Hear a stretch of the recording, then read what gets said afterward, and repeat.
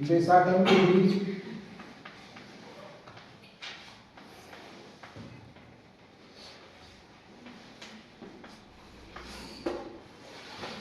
इत्यादि विधियों का प्रयोग किया जाता था।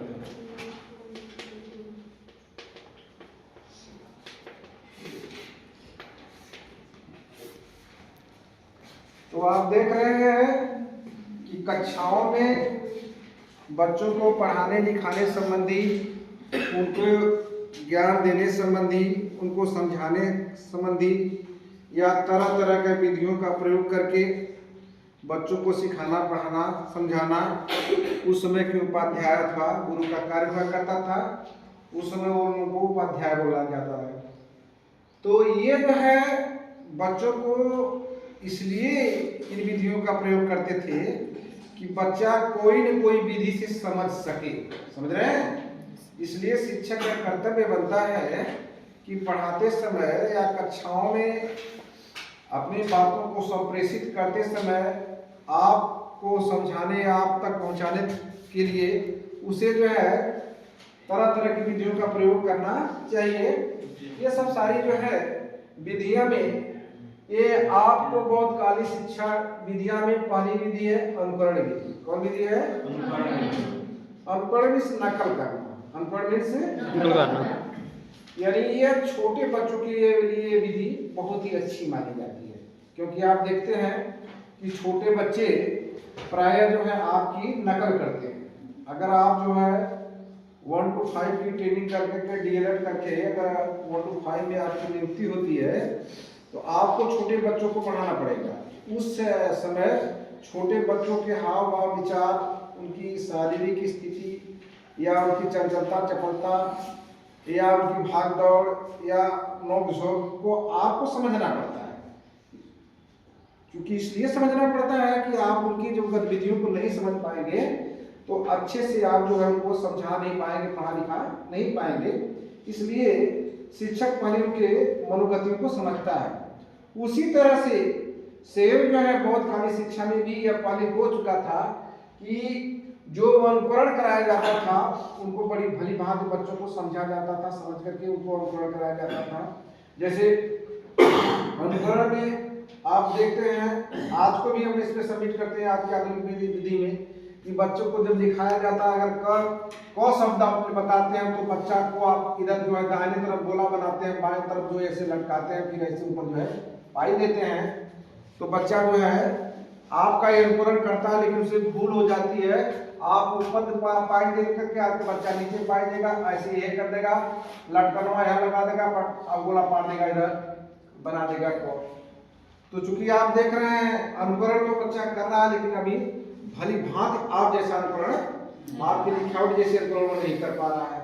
लेकिन वह आहिस्ते आहिस्ते अनुकरण करते करते एक स्थिति ऐसी पोजीशन बनता है कि वह आप जैसा का सेम टू सेम लिख लेता है। आप जैसा का सेम टू सेम लिख लेता है। इसका मतलब बच्चा ने आपके लिखावट का अनुकरण कर लिया। उसी तरह से बच्चे जो है, जो भी गुरु जो है उनको अच्छा लिखाने संबंधी कुछ सिखाते या कुछ बताते तो बच्चा उसका अनुकरण करता था। या जैसे गुरु जी कैसे पढ़ा रहे हैं और कितना जो है वो सीरियस मूड में है, कितने मतलब जैसे कि सब या सुशील ढंग से पढ़ा रहे हैं, तो इस सब जो उनके हाव भाव का, विचार का, प्रदर्शन का बच्चे पर जो है अनुकरण पड़ता है, मतलब उसका प्रभाव पड़ता है। बच्चा पूरी ढंग से वो क्या करता है, अपने को अनुकूलित करके उनका अनुकरण करता है। इसलिए छोटे बच्चों के लिए अनुकरण विधियां बहुत ही परफेक्ट मानी गई है। समझ रहे हैं? ये बहुत काली शिक्षा में इसका प्रयोग होता था। दूसरा है प्रदर्शन एवं प्रयोग विधि। प्रदर्शन में डिमॉन्स्ट्रेशन, जैसे किसी बच्चे को कुछ पढ़ाना लिखाना है, आप उसको जैसे आप देखते हैं कक्षाओं में अगर आप किसी पौधे या प्लांट के विषय में, उसके टहनी संबंधी या उसकी वर्तिका के संबंधी, उसके जायान संबंधी या उसके रूट जड़ संबंधी जो भी आप बच्चों के विषय में, उसके विषय में बच्चों को बताना चाहते हैं, तो अच्छा ये होता है कि यह विधि ऐसा आपको संकेत देती है कि उस पौधे को पूरा होल सोल बच्चे को दिखा दें। क्या करें? दिखा दें। बोलिए ना, दिखा दें। ताकि दिखा देने पर, जैसे आप सरसों के पौधे के विषय में बात करना चाहते हैं, बताना चाहते हो, तो एक सरसों के पौधे को आप जो है पूरे जड़ से फूल सहित बच्चों के अंदर दिखा दीजिए। इससे क्या होता है कि बच्चों की बहुत ज्यादा से ज्यादा प्रत्यक्षीकरण करने पर, यानी प्रदर्शन करने पर, दिखा देने से बच्चों को 50% उनके विषय में ऐसे देखते ही नॉलेज हो जाता है। फिर आप जो उनको पार्ट टू पार्ट, यानी उसकी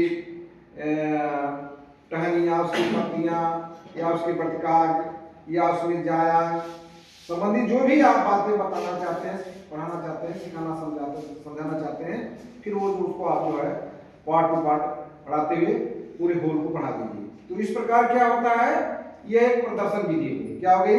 प्रदर्शन। जैसे कोई चीज करके दिखा दे, कोई चीज करके दिखा देना, फिर उसको बच्चे करते हैं, ये प्रयोग विधि के अंदर आ जाएगा। किसके अंदर? जिसमें बच्चे जो है अपना एक एक्सपेरिमेंट तैयार करते हैं अपना। जैसे छोटे बच्चों में आप देखते हैं तो प्रयोगिक रूप में, जैसे आप प्रदर्शन के रूप में किसी छोटे पौधे को अगर आप लगाना चाहते हो, तो आप बच्चों के अंदर जो है उस छोटे पौधे को थोड़ा खोद लीजिए, फिर एक जगह से दूसरे जगह उसको जो है रोपित कीजिए। यह बच्चा ध्यान से देखेगा, तो बच्चा भी ये जो है आप एक बार बता देंगे तो बच्चा भी उस पौधे को क्या करेगा? प्रयोग करके दूसरे जगह लगाएगा। जैसे आप सिंचाई करेंगे वैसे सींचेगा, यानी अपना खुद का प्रयोग और प्रदर्शन करेगा। इस प्रकार से कुछ ऐसी विधियां हैं जो बच्चों के या लोगों के बीच प्रदर्शन और प्रयोग करके सिखाई पढ़ाई समझाई जा सकती हैं।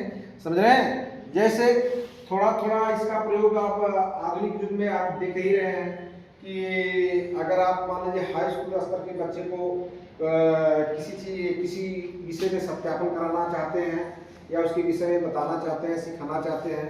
जैसे उदाहरण के लिए हाई स्कूल में भौतिक विज्ञान में कराया जाता है ये प्रकाश के परावर्तन का सत्यापन। प्रकाश के परावर्तन का सत्यापन।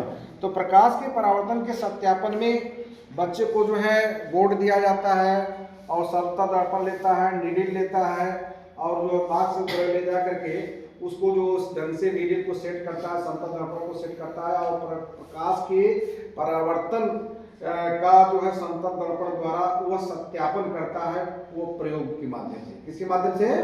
प्रयोग के माध्यम से। तो वह प्रयोग करता है, और प्रयोग के थ्रू वह सत्यापित करता है कि प्रकाश का परावर्तन जो है यथावत होता है। तो इस प्रकार से यह विधि कैसे हुई?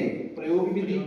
या जैसे आप किसी रसायन विज्ञान के थ्रू जैसे एसीटेट गैस का परीक्षण करना चाहते हैं, क्लोरीन गैस का परीक्षण करना चाहते हैं, तो आप जो है प्रयोगशाला में जाते हैं, और प्रयोगशाला में जा करके वहाँ जो है परख नली रहती है, साल्ट रहता है, और जो बर्नर रहता है, फिर आप बर्नर को मतलब उसको परख नली में उस साल्ट को डालते हैं, फिर लिक्विड डालते हैं, फिर उस बर्नर से हीट करते हैं।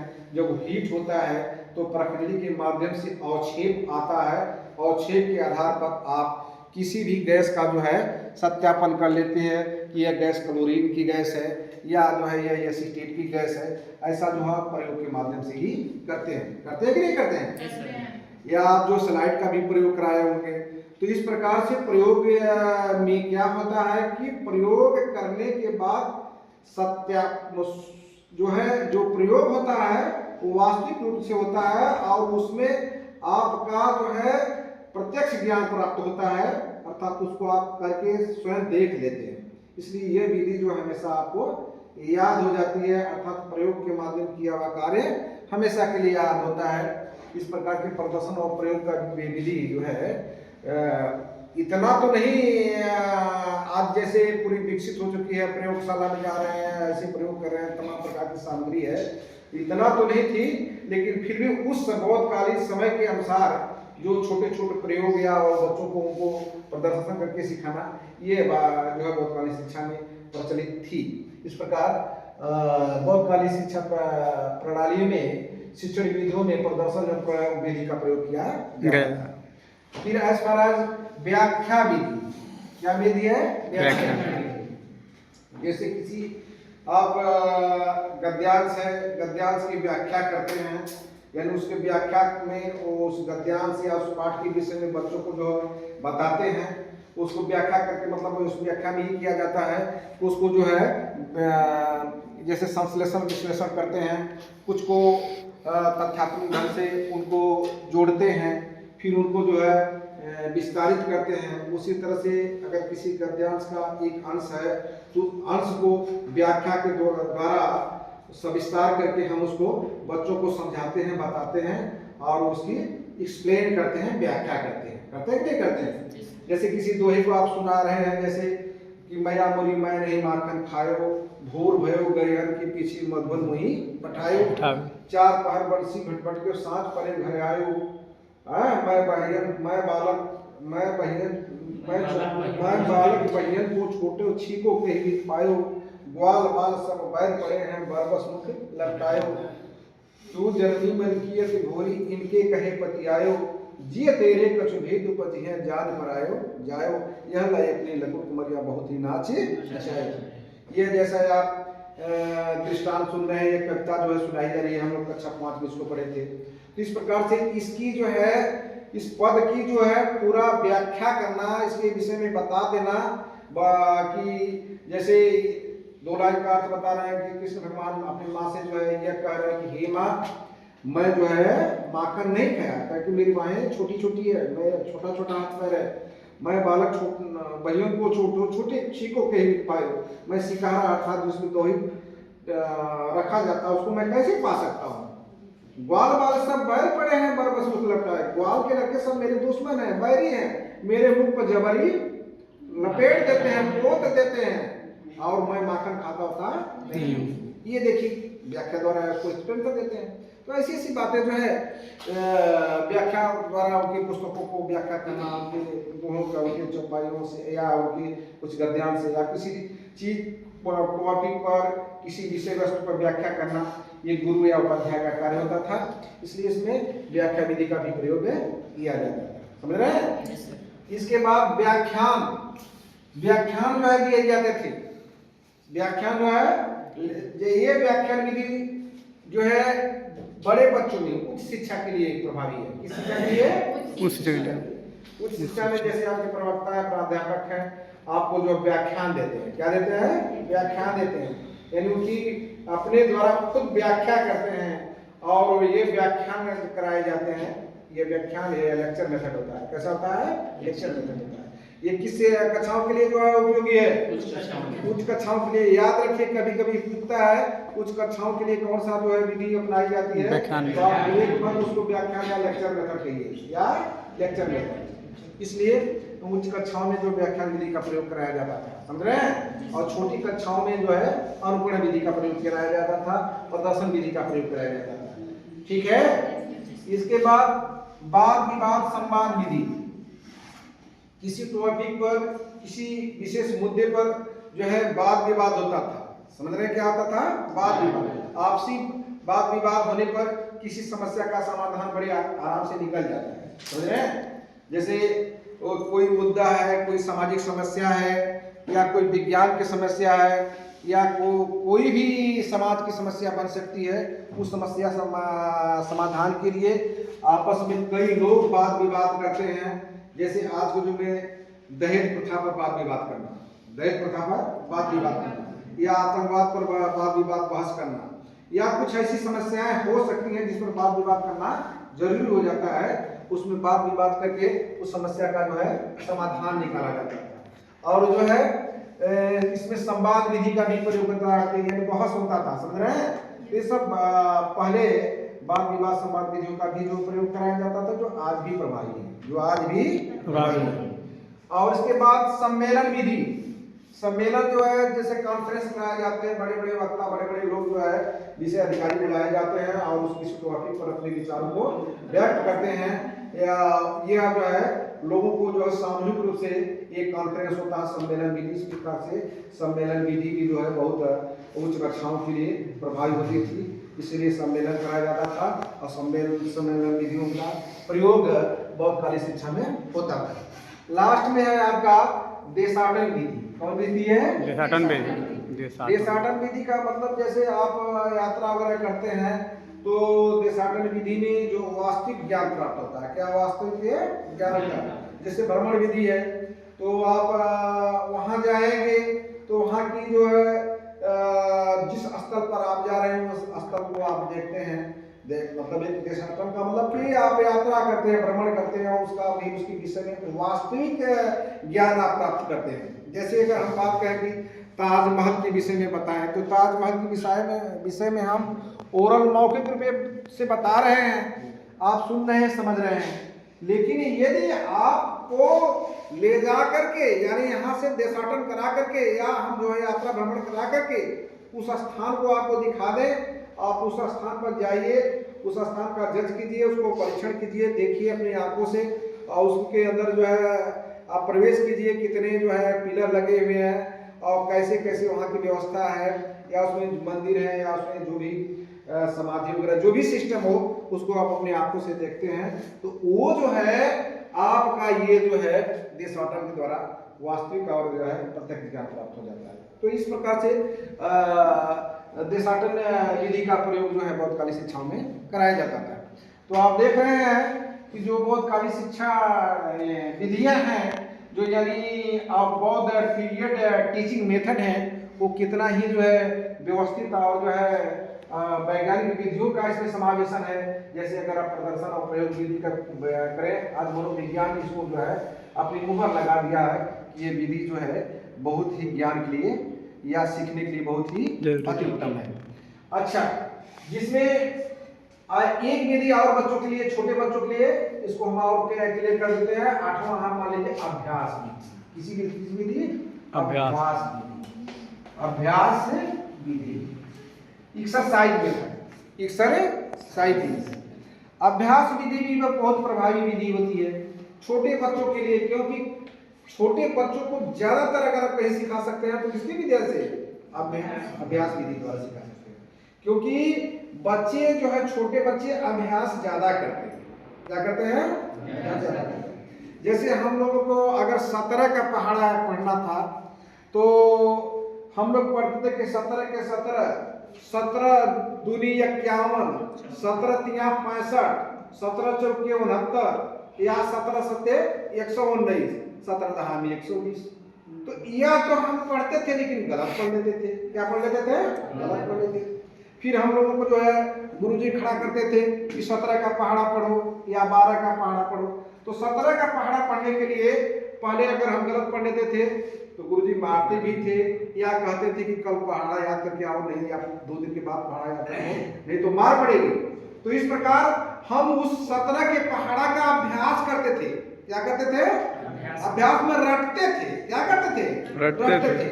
तो रटते थे तो कभी रटते, सुबह रटते, शाम रटते। जैसे आप रट रहे हैं कि 17 के 17, 17 दूनी 34, 17 तिया 51, 17 चौके 65, तय 17 चौके 65 नहीं हुआ। फिर पहाड़ा देखते थे, ये तो 17 चौके 68 लिखा है। फिर 17 चौके 68, 17 पचे 85, 17 छक्का 119। पहले अगर कोई 17 छक्का 119 होता है, 17 छक्का 119 होता है, 17 छक्का 119 होता। अच्छा, अरे 17 छक्का 119। तो ये क्या है कि हम लोग उसको उस पहाड़े को बार बार क्या करते थे? याद करते थे। वही अभ्यास हो गया। वो क्या हो गया? अभ्यास। तो एक समय आया कि गिरते पड़ते अभ्यास करते, रटते रटाते वो पहाड़ा जो है पूरा मेंटेन या बढ़िया बर्राक से याद हो गया। अब पढ़ रहे हैं कि 17 के 17, 17 दूनी 34, 17 तिया 51, 17 चौके 68, 17 पचे 85, 17 छक्का 102, 17 सत्ते 119, 17 बट्ठे 136, 17 नवा 153, 17 दहा में 170। यह हम बौद्धकाली शिक्षा की अंकरण विधि और अभ्यास विधि पर फोकस कर रहे हैं, क्योंकि ये बच्चों के लिए बहुत ही यूजफुल मेथड है, बहुत ही यूजफुल मेथड है, क्योंकि इसमें अभ्यास और रटा जाता है। क्या क्या किया जाता है? अभ्यास कराया जाता है। तो इस प्रकार के अभ्यास के माध्यम से हम जो है सीखते पढ़ते रहते हैं। इसलिए छोटे बच्चों के लिए बार बार किसी पहाड़े का अभ्यास करना, किसी गिनती का अभ्यास करना, या जो है अक्षरों को लिखना अभ्यास करना, फिर अक्षरों को मिलावट का अभ्यास करना।